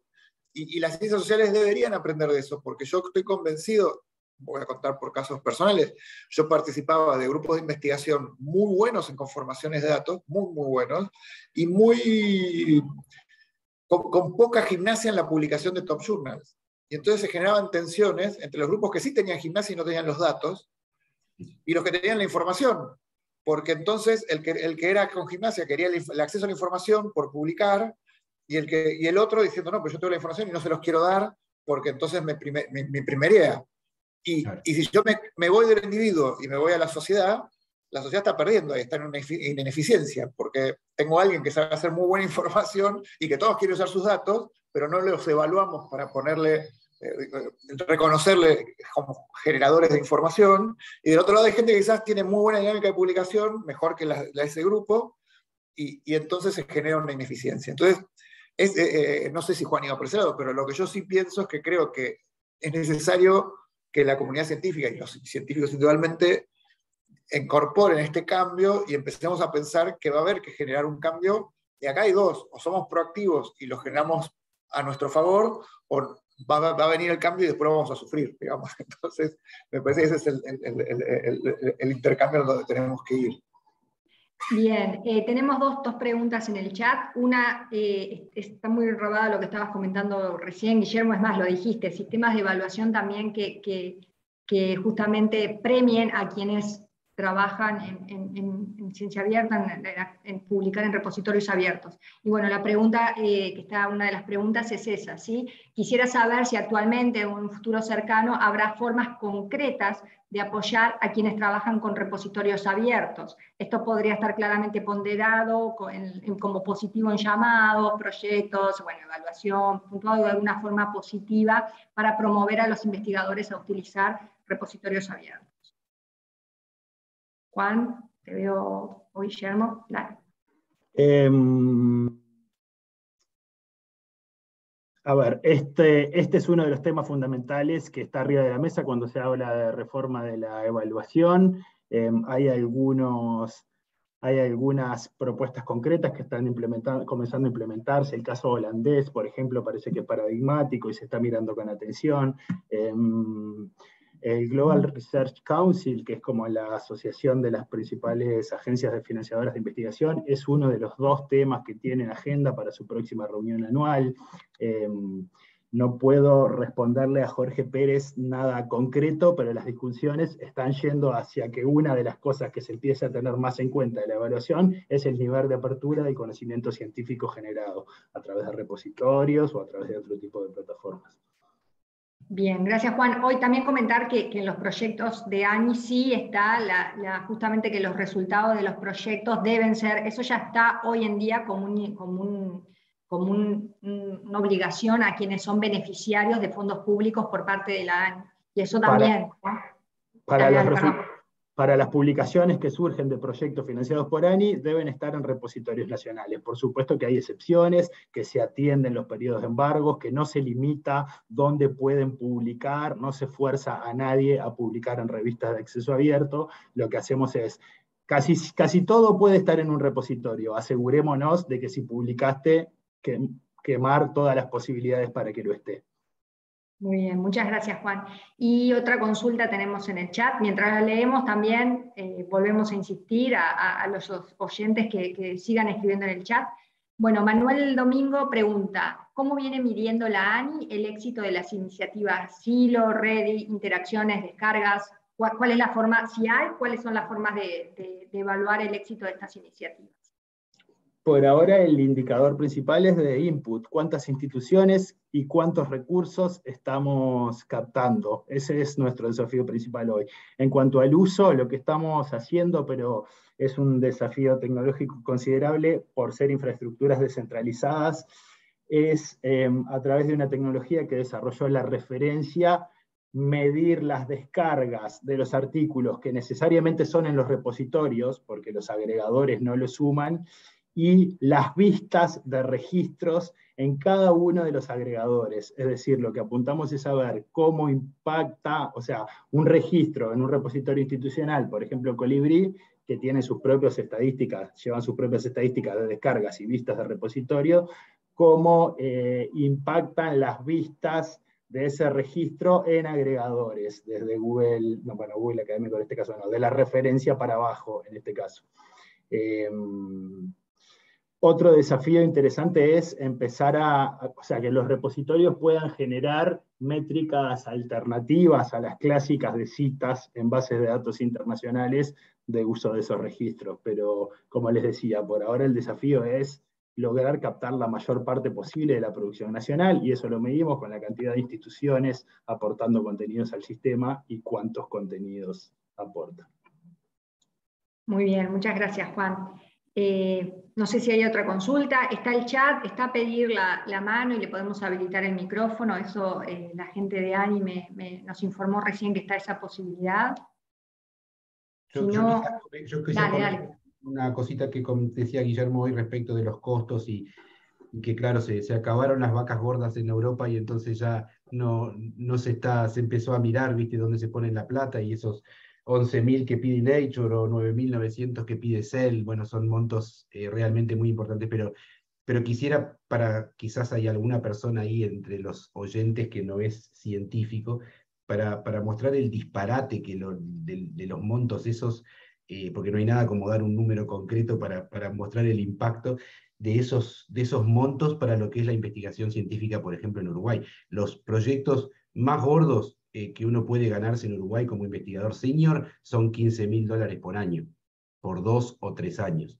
Y estamos hablando que la publicación saldría de ese trabajo $11.390, lo cual te deja algo así como $4.700 para hacer toda la investigación, y la mayor parte de la plata se la comería la editorial. Así de ridículo es el asunto en este momento con las revistas top, por lo pronto, ¿no? Que es donde uno quisiera decir que nuestros investigadores están publicando, porque quiere decir que están realmente ahí pujando en la frontera del conocimiento. Bueno, así de ridículo es. O sea, todo el financiamiento de un año entero de un proyecto de financiamiento en Uruguay, no importa la institución, es más o menos el mismo dinero que te cobran para publicar ese trabajo en una de estas revistas. Es realmente grosero, si me permiten la palabra.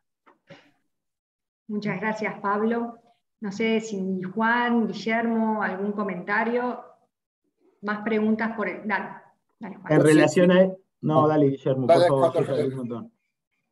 No, quiero decir que mientras no hay, veo que no hay preguntas, mi única reflexión, y un poco va en línea con parte de lo que estaba diciendo Pablo, que quedó ahí quizás implícito, es que lo que uno puede ver siempre el vaso medio lleno y el vaso medio vacío. Yo creo que la buena nueva es que cada vez más la política toma dimensión de la potencia y la necesidad de la ciencia. O sea, la ciencia cada vez empieza a estar más incorporada en la agenda de política. Pero claro, esto siempre viene atado a algo más, que es una exigencia. O sea,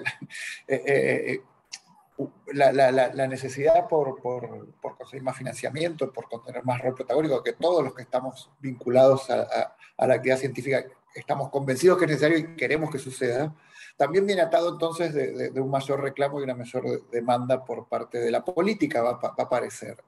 Entonces creo que este tipo de cuestiones es, bueno, yo, científico, mi tradición, publicaba y quería publicar ¿dónde? En las top journal, y para eso consigo la plata, no me importa, y además, ¿y qué publicaste? ¿Cuál fue tu tema de investigación? Y mirá, hoy para publicar en Lancet tenía que investigar sobre el impacto del SIDA en... Ajá, ¿y cuál es la tasa de incidencia del SIDA en nuestra población?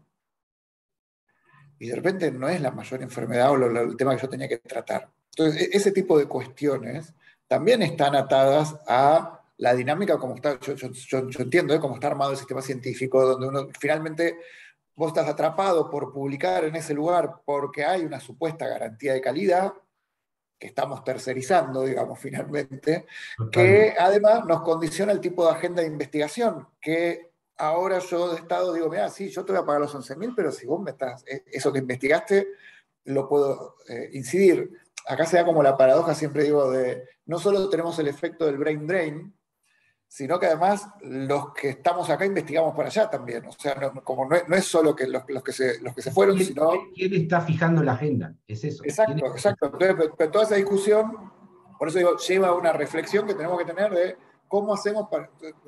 Tenemos el choque ahí de calidad y pertinencia, porque esa es la realidad. Nosotros, en nuestras comunidades, al ser más pequeñas, a todos los países de la región, incluso Brasil probablemente, se nos hace difícil garantizar esa calidad si no tenemos la parte de afuera.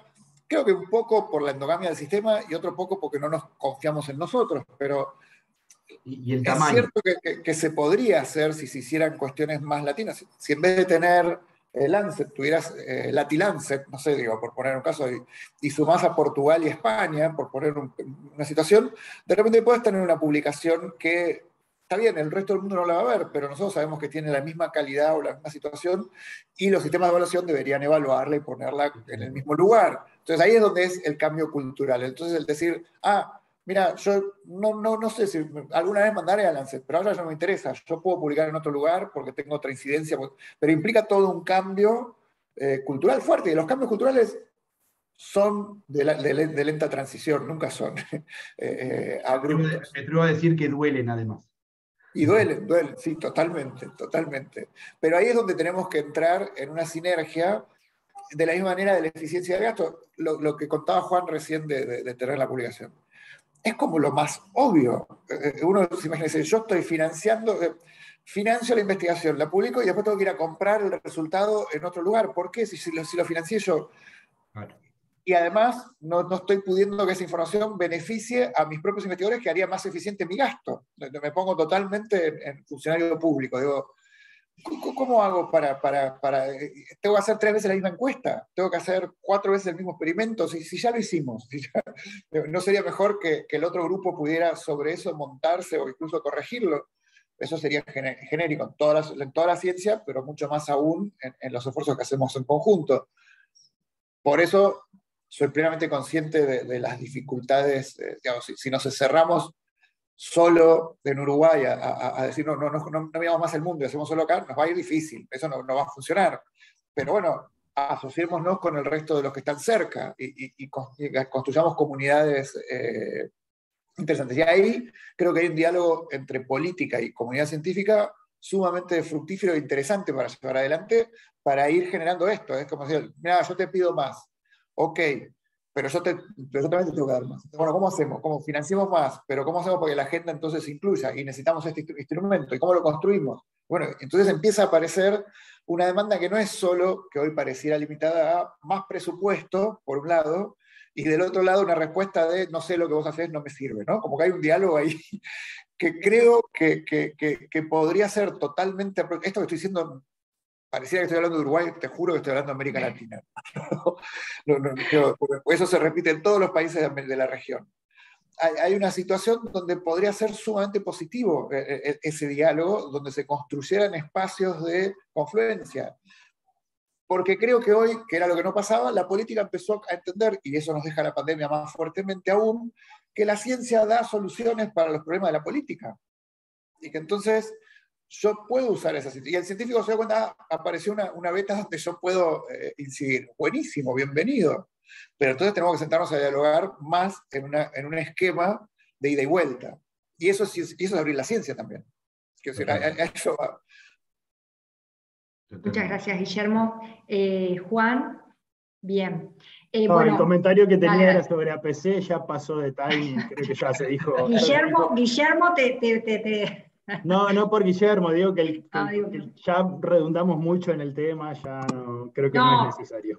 Y me parece que lo que Guillermo, justamente en sus palabras, muestra de que construir dentro de ciencia abierta no va solo, como muy bien dijo, por el lado de solamente publicaciones en repositorios abiertos, sino que esto tiene que ser acciones trabajando todos en paralelo. Si no tenemos sistemas de evaluación que incentiven, fomenten, promuevan, por más de que tengamos repositorios y todos publicando, no se va a dar. Entonces, creo que la gran conclusión que recién manifestó Guillermo acertadamente es, esto es una construcción desde los diferentes ejes que involucran la ciencia abierta, agendas ciudadanas, sistemas de evaluación, repositorios, datos, diseños de experimentos que permitan la publicación de datos en repositorios abiertos. Entonces, como cierre, me parece que estuvo muy bueno la propuesta o lo planteado por Guillermo.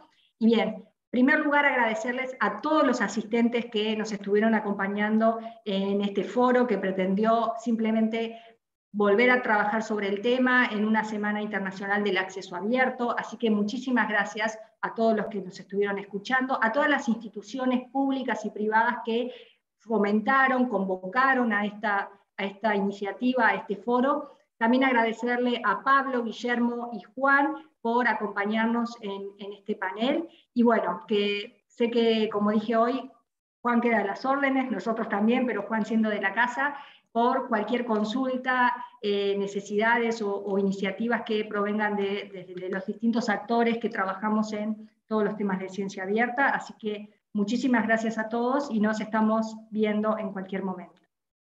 Muchas gracias a ustedes. Muchas gracias, y a vos, Silvana, en particular. Saludos. Saludos. Nos vemos. Gracias a todos.